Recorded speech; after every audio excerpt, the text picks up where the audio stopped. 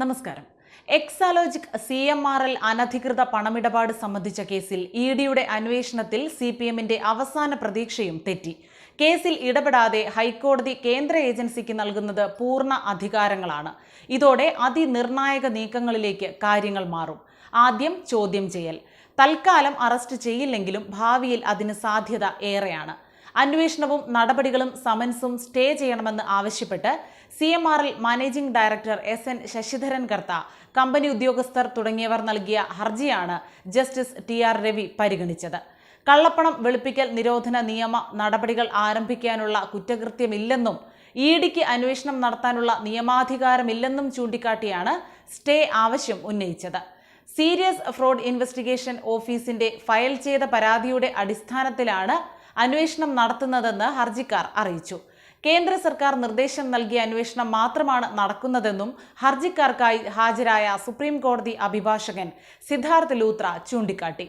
Company നിയമപ്രകാരം SFIO അന്വേഷണം ആരംഭിച്ചാൽ മറ്റ് അന്വേഷണ ഏജൻസികൾക്ക് ഇത് സംബന്ധിച്ച ഇടപാടുകളോ കുറ്റകൃത്യമോ അന്വേഷിക്കാനാവില്ലെന്നും വ്യക്തമാക്കി. വിശദമായ വാദം വേണമെന്നും മറുപടി സത്യവാങ്മൂലം നൽകാൻ സമയം വേണമെന്നും ഇഡിക്കായി ഹാജരായ അഡ്വക്കേറ്റ് ജയശങ്കർ V. നായർ വാദിച്ചു. ഹർജിക്കാർ ചോദ്യം ചെയ്യാനായി ഹാജരായാൽ അറസ്റ്റ് ഉൾപ്പെടെയുള്ള നടപടി സ്വീകരിക്കില്ലെന്നും അറിയിച്ചു. തുടർന്ന് ഹർജിക്കാർക്ക് ഹാജരാകാനുള്ള സമയം ഹൈക്കോടതി 15 വരെ നീട്ടി നൽകി. ഹർജി മെയ് 22-ന് പരിഗണിക്കാൻ മാറ്റി.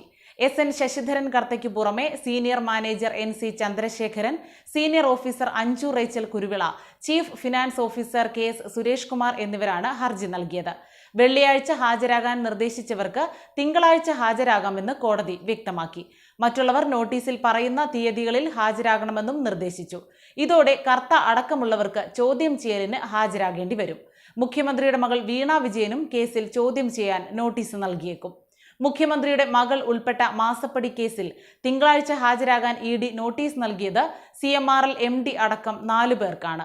ശശിധരൻ കർത്തയ്ക്ക് പുറമെ company chief finance officer KS Suresh Kumar, manager NC Chandrasekharan, senior IT officer Anju എന്നിവരാണ് ഹാജരാകേണ്ടത്.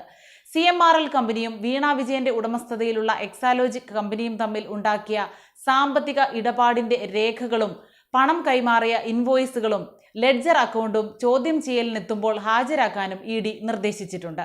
ഈ മാസം 8-ന് ഹാജരാകാനായിരുന്നു നേരത്തെ ഉദ്യോഗസ്ഥർക്ക് നോട്ടീസ് നൽകിയതെങ്കിലും ഉദ്യോഗസ്ഥരാരും ഹാജരായിരുന്നില്ല. കോടതി നിർദ്ദേശമുള്ളതുകൊണ്ട് ഇനി ഹാജരായേ മതിയാകൂ എന്നതാണ് അവസ്ഥ.